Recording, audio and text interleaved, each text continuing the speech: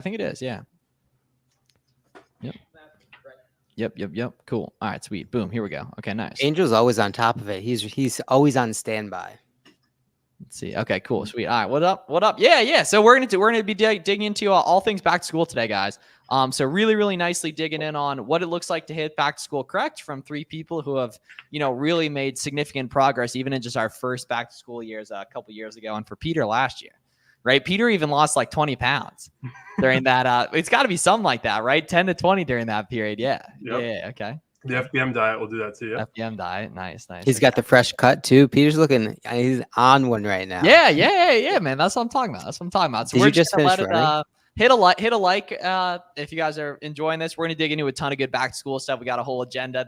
My friends were cooking me for having the agenda for the pod. No. So it's not even the agenda talk. It's you sent the agenda and you can't even put it on our calendars. That's the thing. Oh, all right. Okay. Yeah.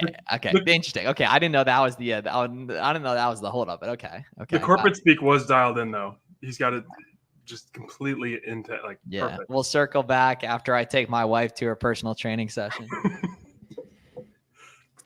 Yeah. It's like Candy, what's up? What's up? Favorite Candy man. Corporate banter. The other wife's personal trainer. Do you wanna do the intro and we'll get into it? Yeah, sweet. So we'll let's go for one or two more just to let people hop in as well here too. But yeah, gonna be digging in all back through back to school, guys. If you have back to school questions, let us know in the chat too. We'll dig into those. But I have like a whole line items basically of just stuff to pretty much go through and just kind of break down like ton of stuff with merch fill, ton of stuff with prog research, all your FBM settings you're gonna need. There's certain things you're gonna need with that stuff. Little tips and tricks. Everything like that, bro. Miles gave up on the gym. Look at a picture of me a year ago, and then look at a picture of me today. Garrett was mentioning that when we were in Miami that you look small. Yeah. Now the thing is, you can't boot people on a live pod once we get going. So, You can't. No, of course. Oh, not. okay. Interesting. Okay, so I'm losing my dictatorial power. You're losing power. Okay. Yeah. Free speech is back. Interesting. Okay. Yeah. Facts. Okay, that's true. Cool. All right, sweet. All right, guys. Sweet. So let's say, we got a bunch of guys in here on YouTube too. Cool. Sweet. All right. So what's up, guys? Welcome back to the BuyBox Bandits podcast, episode 185. We took about a month or so off because we were busy launching Box'em, which is our brand new Amazon FBA shipment tool, which publicly released yesterday.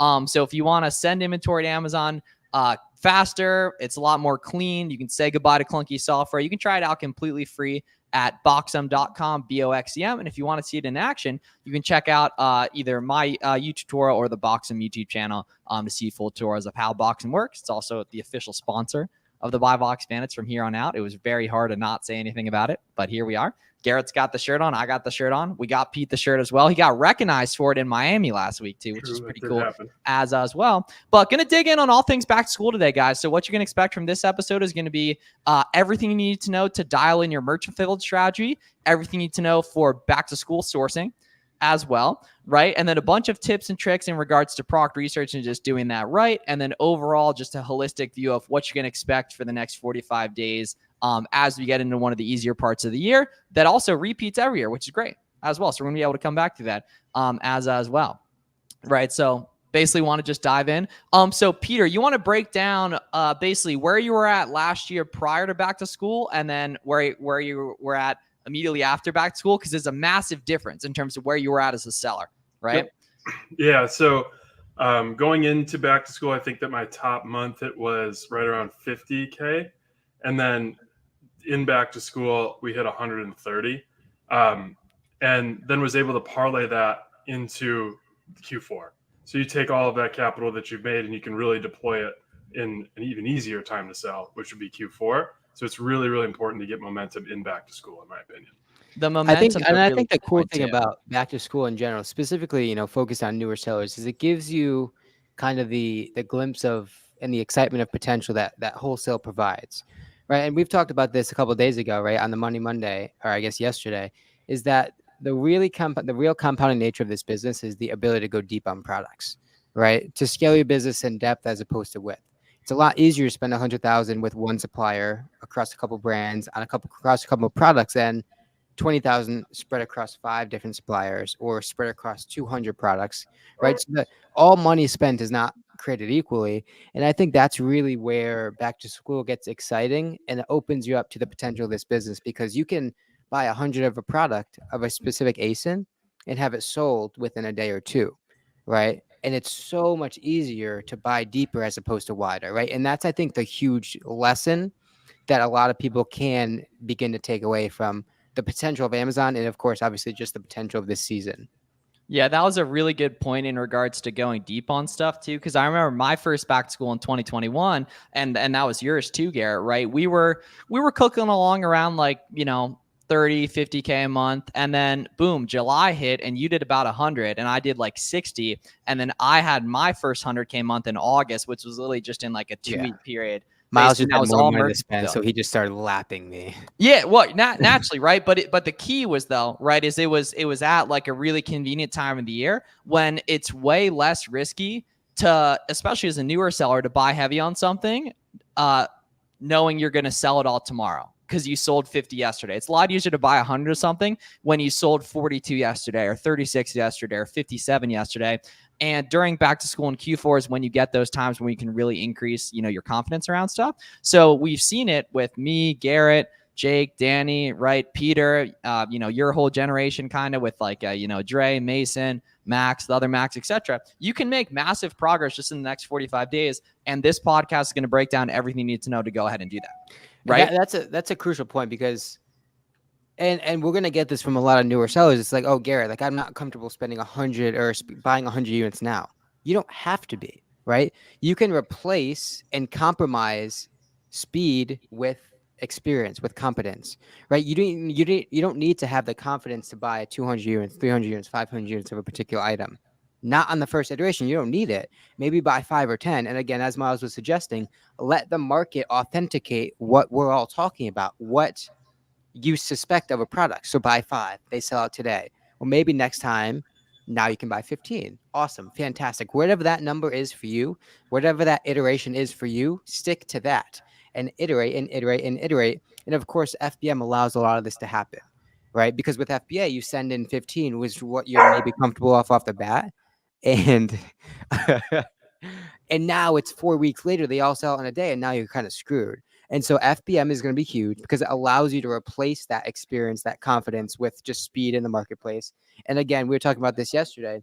You can couple one listing, one ASIN with 4 or 5 different unilateral ASINs, one backpack, one Nike backpack on 5 different of the same ASINs. And so all of that to say, if you're a new seller, you can still take advantage of a lot of this market by not having a whole sorts of confidence, by just simply be willing to act fast. Yeah, because with FBM, right, you get to sell something tomorrow potentially, right? You miss out on all that, or you avoid, not necessarily miss out, you avoid all that lead time, right? So in terms of, breaking that down, right, the reason why that's so important this time of year is because there's like a 45-day gap between pretty much now and like early September 1st, mid-September, 45, 60-day gap here where demand increased on lots of different products. We're going to talk about how to find them later. To start, in terms of important dates you need to know for back to school. So it's pretty much like July 15th, so yesterday, right, to like September 15th. Now, different products pop off at different times, right? So it's not like on September 15th, every listing becomes not profitable. And July 15th, yesterday, every listing became profitable. There's new stuff you're going to find as the season evolves, right? However, what I've seen, what Garrett's seen, what Peter's seen is where you get the majority of your results is going to be from a small subset of your ASINs, right? So I know, Pete, that was exactly what you did last year. So you want to kind of break down how you go ahead and find those and eventually like know when it's time to buy heavy on stuff as a result of that? Yeah. So, the market's going to tell you, really what you're looking to identify are keeper charts that are really decreasing rapidly in offer count, right? And so if you identify those and then you can go FBM on those, you're going to see massive results very, very quickly, allowing you to compound exponentially throughout the month or month and a half that we're going to be in back to school. Right. And a listing doesn't just go from like a 35, 40% ROI to a 0% ROI, right? It gradually slows down over time. Therefore, the market just tells you when each listing isn't good. Right. On the flip side, in terms of important dates of when do you start FBMing heavy, when the market tells you to, when you see certain SKUs where you're like, I don't think I should take the time to FBA this because I can see that 30% of the BuyBox share is going FBM and the offer count's decreasing and the price is starting to trickle up naturally, right? So like the important dates really gets going from July 15th to August 15th or to September 15th. It's like a 2-month period that started basically yesterday, right? Now, you need to look up if your state has a sales tax holiday. It's a really gangster way to save some sales tax. It's literally just a thing different states do. A lot of states have them. They all happen at different times. Where you have some time where you can do retail arbitrage sales tax free, all-in arbitrage sales tax free, right?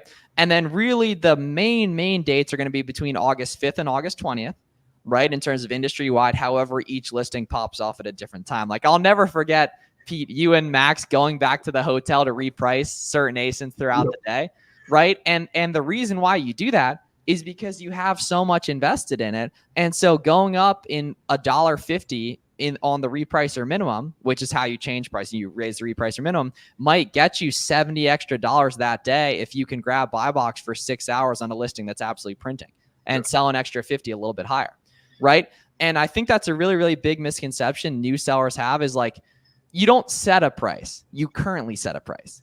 And if something's selling really well, raise it. Like in my coaching group, we were all playing around with stuff today, basically. And I was like, all right, like play around with testing some prices out higher if something's selling well for you. And there were so many examples. I raised it from 98 to 106 and I made an extra $8 profit on that. I raised from 22 to 26 and now I just sold 12 extra units and made an extra $50 profit. That stuff other people aren't doing that you can do that yield huge results as well.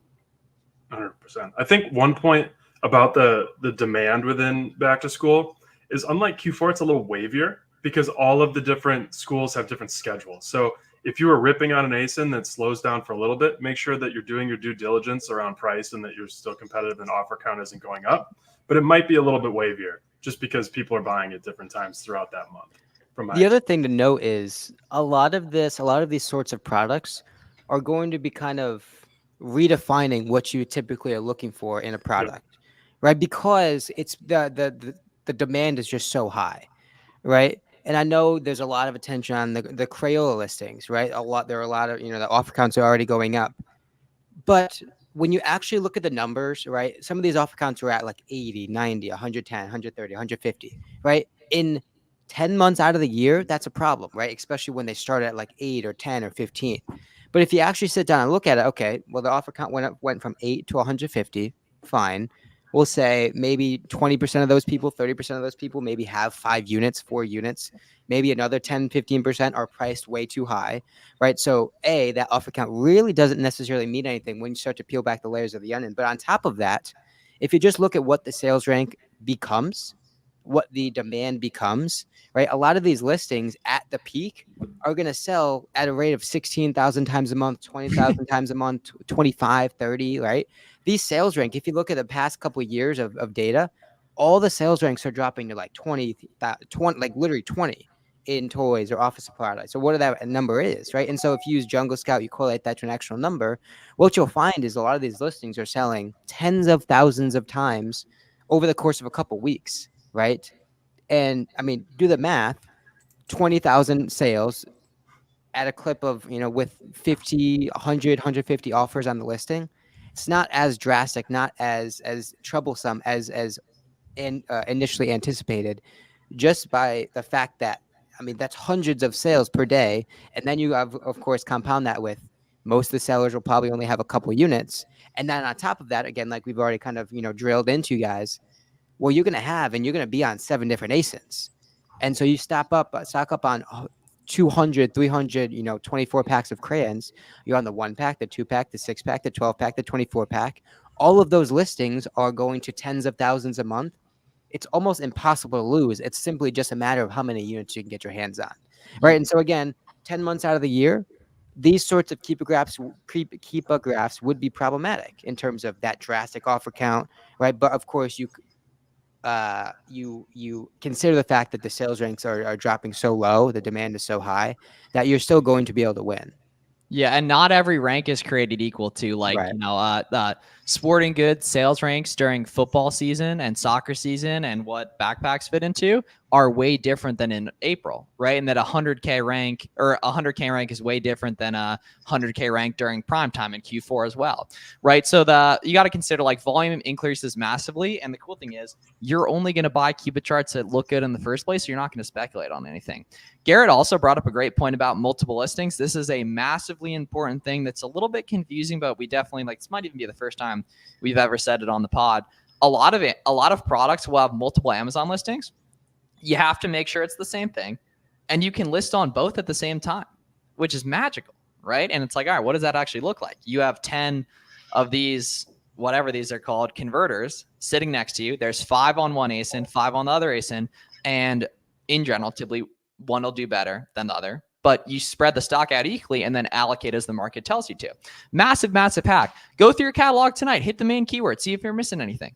Another great way to do that is to just storefront stock your competitors and see if you have any blind spots around that too, right? You just obviously have to make sure it's the same item. Garrett brought up a good point with the multi-packs for that too, right? Now, I got a text this morning. Homie shipped a product from New Jersey to New York for $5 and the customer paid $50 for expedited FBM shipping, right? So shipping templates. Pete, fill the boys in on FBM shipping templates because this is something you have to do. Most people don't do it, and they end up losing money as a result of it. So you have to make sure you have your FBM shipping templates dialed. Yep. So some core components of the shipping template. Obviously, we want to be in 0-day handling so that you're extremely competitive, and that Amazon will prioritize your listing.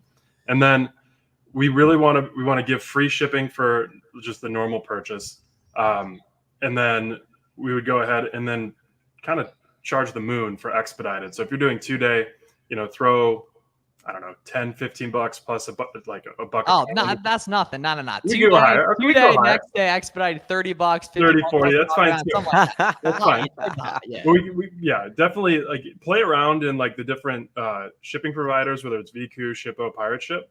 Get a sense of how much it's going to cost you to ship to different parts of the country, so you don't lose money, and then price like 2 times whatever the max price is. For like the largest amount that you would possibly ship. Yeah. So the cool thing with that is that, if you have that dialed correctly, right? Pete brought up a great point, 0-day handling time. That means you have to ship the products quicker, but you also get a ton of extra BuyBox share, which is super worth it, right? Super worth it, especially to get your account churning in the BuyBox algorithm. Fun fact, I've actually never been in 0-day handling time because my account's so deep in the FBM algorithm that it doesn't matter. Right? Garrett's probably the same way too. We didn't even know about that stuff back in the day, right? We didn't even know that stuff back in the day. We're using multiple listings like crazy though, right? So say you have your shipping templates dialed and you get an order and you ship it out today and it's an expedited order and the customer paid $35, but because you're shipping it quick, you're only charged $13. That gives you back an extra, whatever the spread of that was. I believe it was 13. He wasn't even going to try. Yeah. Spread there, right? You don't want to get roasted in front of everyone. Facts, right? Exactly. So that gets you extra profit, right? So FBM shipping templates are super, super important, right? Standardize it for the most part. You might play with it a little bit on your own, but something along the lines of free for economy and standard, right? And then like $30 or $40 or whatever, plus $1 per pound for next day, 2-day expedited. Also, make sure in your shipping settings, some accounts will randomly have like major shipping services not selected. I don't know how that happens, but it happened with one of my guys this week. So it's super important, right, to dial that in. Now, occasionally Amazon's going to charge the moon. They're going to request you to pay the moon. You never pay the moon, right? You go over to VCO, you go over to Pirate Ship, and you buy the shipping on there. Almost never should you be taking L's on FBM shipping costs if you have your templates correct. Right. It only takes once. I mean, Miles, you and I back in the day, years ago, I know we both made the mistake where you got stuck with the next day, 2-day, whatever the case may be. You have to pay $40, $30 for shipping.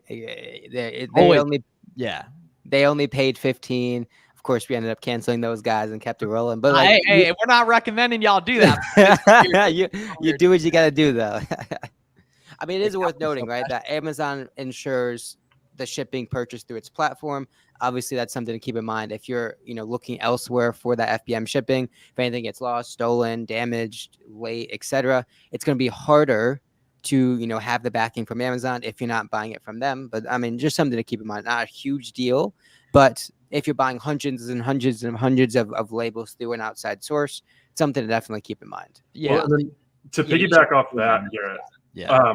probably a good idea to put some thought into all the buyer messages templates because you're going to be getting messages, Yes. and you don't want to spend a modicum of energy responding to those. That's a So- serious life lesson too. That's Really a serious is, life right. lesson. Yeah. No response needed. No, I mean, if you're paying attention, very, very important. So what we got to go ahead and do is just have everything in a template, and then we're just automatically like responding to them. ChatGPT. No thought. Yeah. And then just be familiar with like the A to Z claim. Make sure that, if they say Ooh, something yes. didn't get delivered and you have a delivery confirmation, you'd be like, go file the A to Z, and then Amazon will cover you. That's a very good Actually, point. dig Yeah. into that. Describe what an A to Z claim is. Yeah, so A to Z is it's a program or like a policy that protects the customer when they're involved with third-party sellers, and so it also protects you when you purchase your shipping through Amazon. Bingo. So very, very nice to have. If USPS dropped the ball, then you can just say, "Hey, go file an A to Z Which claim." You'll never get credited. happens. Yeah, Never definitely does never happen. So yeah, just be prepared for that because you don't want to be just wasting energy on that. And just in general, if you're a new seller, you are going to see anti-FBM propaganda on the internet from people that have been doing this for years. You have to scrap, claw, and fight your way to build proof of concept and make money fast with this stuff. It's tough because you want to take advice from sellers who have been in the game for years, but they're sharing what they're doing, right? They have a mature Amazon business. They have a prep center. They've delegated stuff. That's not how they got there typically. They got there by doing whatever it takes. And you can make massive progress in the next 45 days by dialing in back to school and really cleaning up on some of these types of listings right here. So pretty much the last component on purely the FBM side of things, right, is what shipping supplies do you need, right? So literally one of the first things G-Body Benz ever helped me with back in the day was the poly mailers from Amazon, right? 9 by 12, 12 by 15, 19 by 24 should pretty much cover everything you need, right? Just get them on Amazon, gray and black, nice and easy. Don't worry about that. Nice and easy, right? Now, boxes, Uline, Walmart, couple good places to get them. Anywhere else for boxes? I mean, it's pretty Staples occasionally. It's whatever. Yeah. You go where Home you need. Depot. Yeah. Yeah. Bought them off Amazon. Yeah. Just make sure they don't have branding on them. So if you can see it say Walmart on it, do not use it, especially if it's very clear. Because then if a customer says, if a really weird customer thinks you're drop shipping it, you'll get in trouble with Amazon. I mean, to be honest, I really wouldn't even look to FBM anything that can't fit in a bag, right? If you have to start worrying about boxes and taping boxes and finding the right size of box, man, there's so few things that don't go in that cannot go in a bag, and I would just restrict your FBM to things that can go in a bag. It's so much easier, so much quicker. You don't have to tape boxes. You don't have to find the right box, throw it in the bag, tape it up. You're good to go.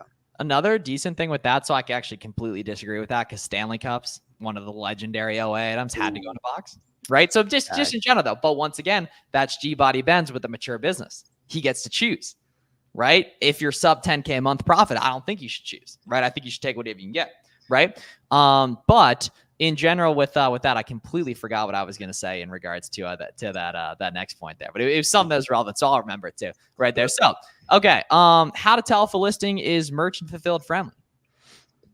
Very, very huge. I mean, you already kind of touched on it, right? So you want to start in that data buy box, right? What you're looking for is not so much an exact number, but just some movement FBM, right? So there's a little checkbox under that. I think it says FBA, or I think it's FBA, right? The check marks are going to be for FBA sellers. If there's no checkbox, it is an FBM seller. Again, you're not looking for a 15% going to FBM, 10%, 20%. You're not looking for an actual number. You're just looking for numbers. You're just looking for sellers in the action, in the picture, FBM. Now, on top of that, you can actually start to source only FBM listings with Keeper Product Finder, right? So that's going to open you up to specifically listings that currently have an FBM seller in the buy box, which is huge, right? So because, come December and even here in a couple weeks, you can start to do sourcing just based on listings that have maybe a certain sales rank under a certain brand parameter without Amazon in the picture and a third-party FBM seller in the buy box. Well, that gives you a whole lot of warm leads to now choose from and now reverse back to a site, right? So, of course, on an individual listing basis, you can just go quickly validate that there are some FBM sellers in the picture, winning sales, winning the buy box. And of course, you can filter and start to source for those particular listings using a tool like Keep a Product Finder. Now, on the contrary, right, the thing that you're really trying to avoid is every single listing in the buy box FBA, right? It's not always going to happen, but in terms of just filtering your listings, qualifying your listings, you're just looking for those sort of skewing factors, right? I talk about it with variations a lot. Talk about it with sellers owning like 90% of the buy box, 95% of the buy box. Now, in this scenario, right, you just want to probably avoid any listing that you don't see any FBM sellers, just to kind of, increase your chances of success just a bit.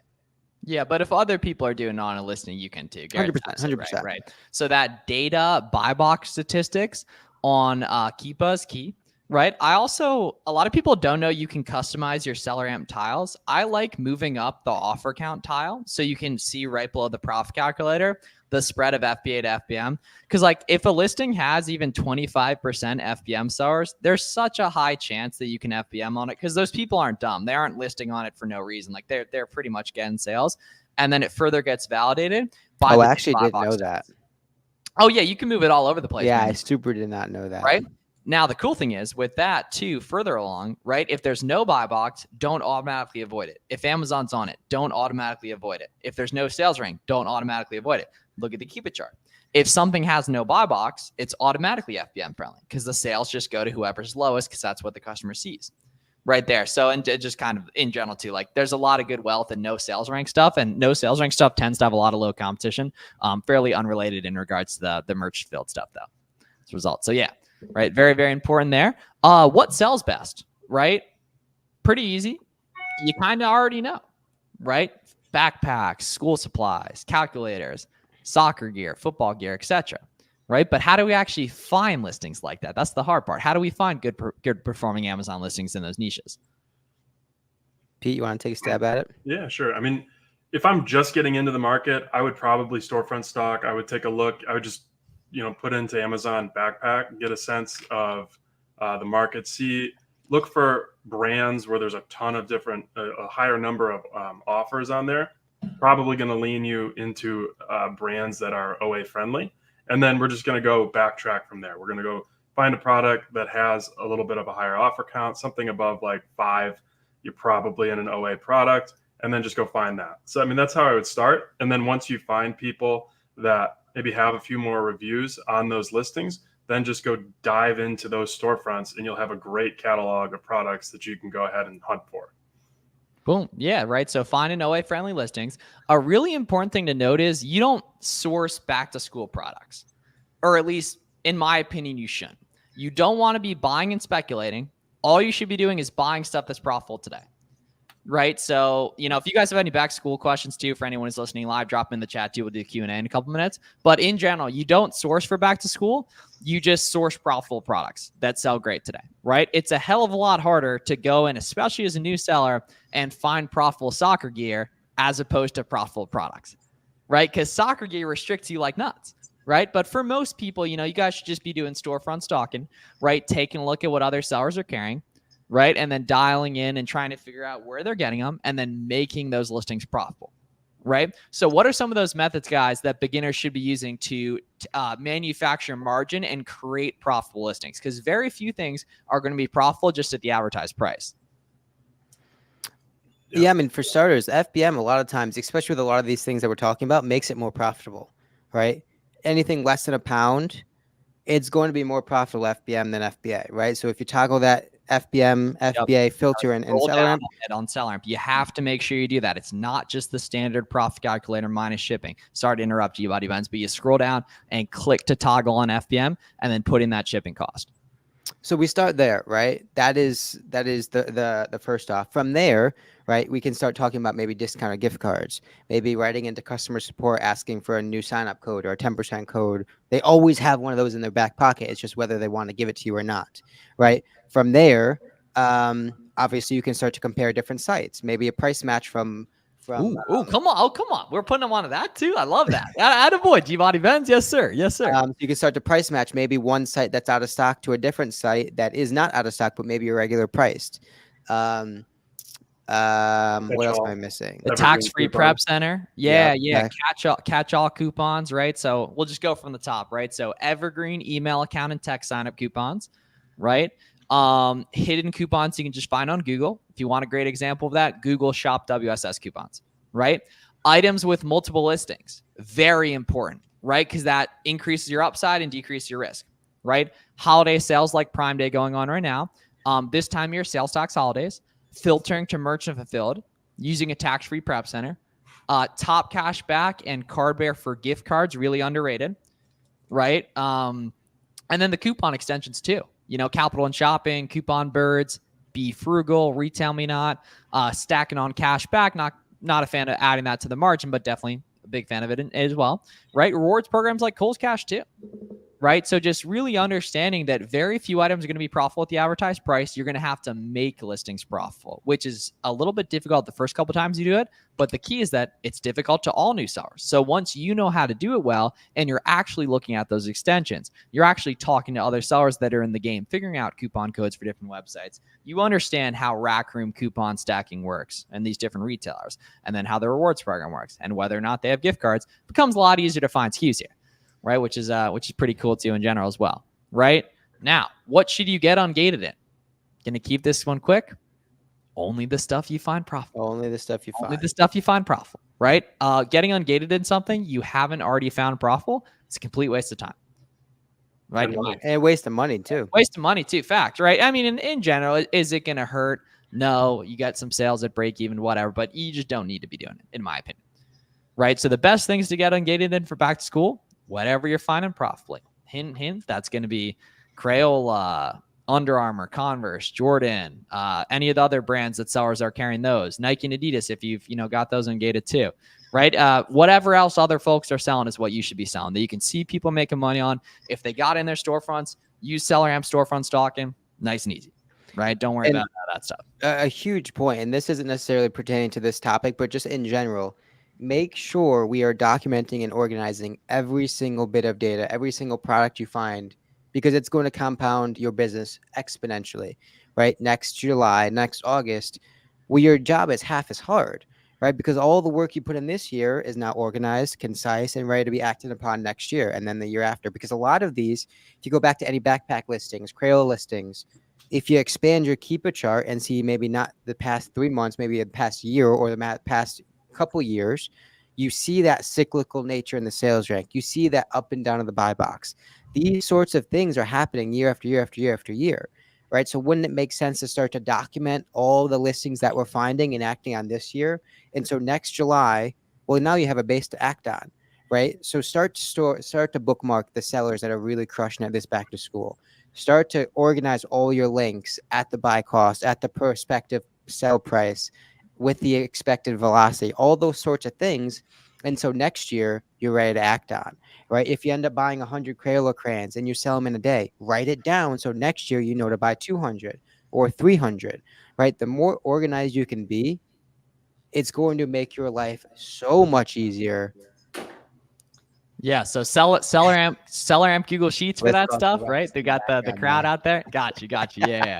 Right. So Seller Amp Google Sheets, right? Integration, and then keep a tracking alert. It's going to be huge for that kind of stuff. Now, the cool thing is, if you're FBMing heavy, you can restock stuff super quick, right? And then if you see people crushing it, if you see a listing going to the moon, or you take a look at back to school types of items from last year that went to the moon, go to the data BuyBox statistics on Keepa, filter to a 365-day view.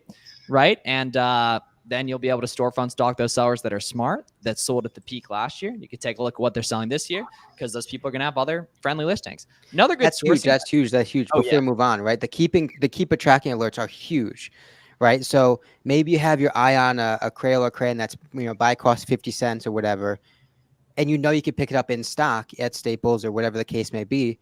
You don't want to have to be monitoring that listing every single day, or the backpack listing that you can buy for 30, that you're just waiting for it to get to 70, waiting for it to get to 60, waiting for it to get to 55. every listing that you have some sort of prospective scenario that you're waiting for, just set the keep a tracking alert, right? So on a listing, you can get a text message, you can get an email, you can get a notification that says, when this listing, when the third-party buy box gets to 60, I'm going to get an email or text right to my phone that says, oh, it's game time. Go buy that listing, go buy that stock, whatever the case may be, right? So that's going to make your job so much easier, because now you have keep a tracking 15, 20, 10 different listings that you can win on, given the right parameter. Now, of course, every single one's not going to operate how you hoped, but half of them may, a quarter of them may. And so if you could beat all of the other sellers to the punch, maybe clear out the stock before they even notice the market's good, you're going to increase your chances and increase your profits a lot this next couple months. Yep. And really just buy as the market adjusts, right? Listen to the market, what the market's telling you. If the price is going up on something, competition's going down, people are making money on it, right? If the offer count's going up and the price is going down, people are not as happy as they want to be on that listing, right? Which is super important as well. Another good tip, shout out Dylan Carter for this term. Haven't heard it in about 6 years, but leaf sourcing, right? So don't really know the correlation there, but to do what's called leaf sourcing, you search on Amazon and let the Amazon algorithm tell you what's selling well based on a certain set of keywords. So for example, if you want to find Adidas soccer products, the most, honestly, low-key, the most logical way to do that is to just search Adidas soccer on Amazon and say, hey, Amazon, what's selling best in that niche, right? And then they're going to pop up listings that customers are buying. This is the most sophisticated customer-facing algorithm in the world, right? Besides TikTok, most likely there's something along those lines, right? So that's a really good way to do product research as well, just hitting main keywords, right? So like you can do like ChatGPT, what types of stuff sells well during back to school, and then you'll get a bunch of keywords. Type in the keywords on Amazon, or put them in on Keep a Product Finder with an offer count minimum of 10 to find strictly reseller friendly listings, right? But if you're doing the leaf sourcing method on Amazon, which is what it is, you want to add in a brand so that you're only looking up reseller friendly. Is that first word leaf, as in like with leaf, a tree? like the tree man? I mean, I could be wilding, right? But this is I watched a lot of the live sourcing in his Facebook group back in the day, man. So yeah. Got a sourcing. Interesting. There's got to be some nerdy reason that he says that. It's just lit though, right? And the key too is going along with that, right? Another thing I learned from him is that you can drag so like if you say like Yankee Candle, for example, like a specific type of Yankee Candle item where they have a standardized retail price on the website or sale price on the website, you can hit the keyword for that type of candle and then drag the pricing minimum up to where it's profitable. And then all the profitable variations will show in the search, right? The different colors and stuff. So that's a pretty good way to source as well too, and everything.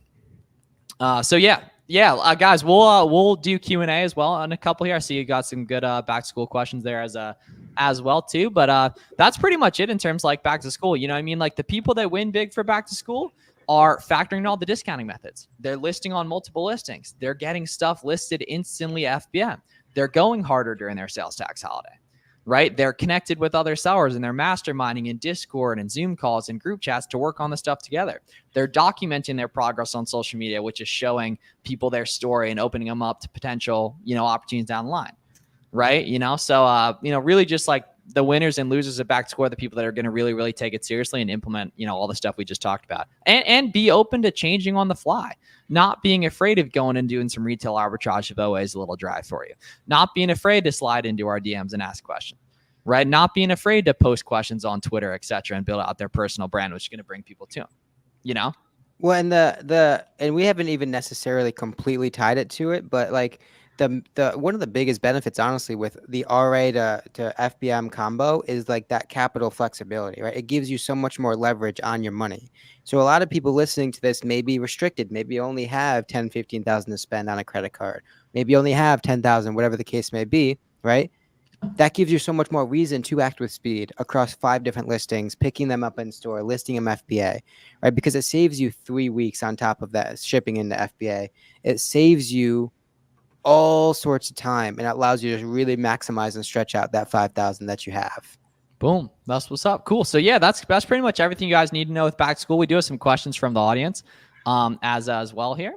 So let's dig in on a couple of these here too as well. Let's see. We're gonna get calculators at the cheapest price. Wherever Google shows. Yeah, wherever Google shows, I mean, SellRamp makes the job so easy for us. Pull up a calculator on Amazon, press that Google button, and it's going to give you 7 places to buy that calculator. Yep. All those sites have different discount codes available, have different coupon codes, sales cycles, all those different things.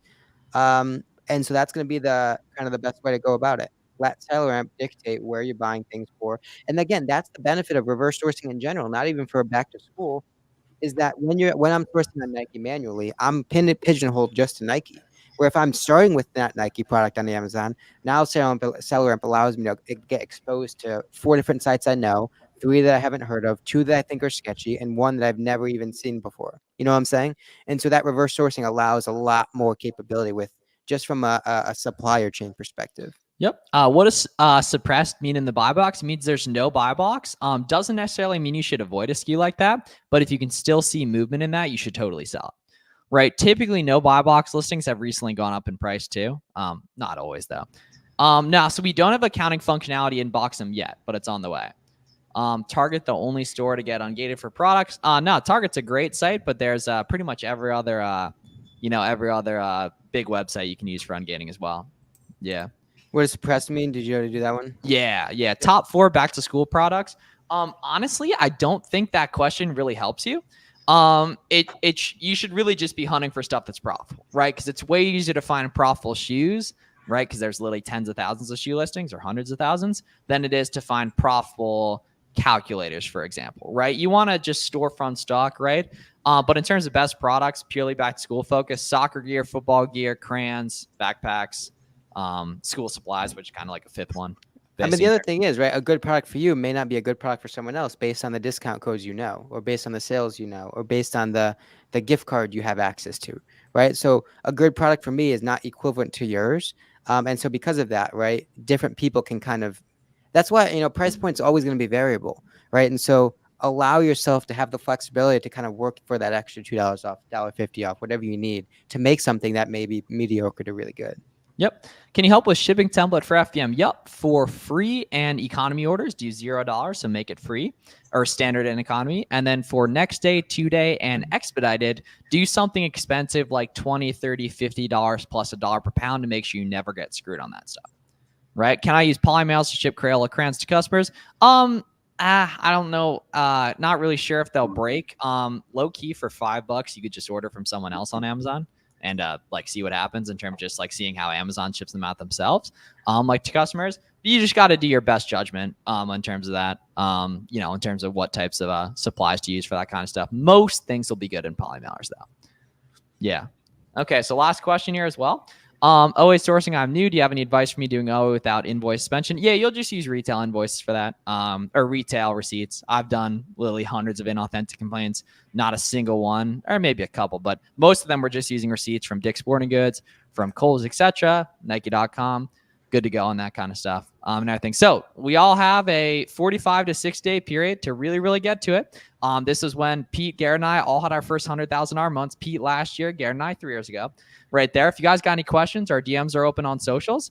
And follow Pete's Flips, all platforms, Prep Talk Podcast as well. Mm-hmm. All Out Amazon, Garrett Corral on YouTube. Garrett, you're back with the YouTube videos too? Every week, baby. Every week, right? Check it out. Garrett Corral right there. Right? No one's getting married soon. So, luckily we got G-Body events back. Honeymoon was good. And everything. We got a lot more podcasts coming for you guys. Appreciate y'all watching the live episode and listening on the replay as well. We're here to help. Tons of YouTube live streams coming down. Tons of podcast episodes. If you want us to bring on different people, let us know. We'll see y'all on the next one. Be great.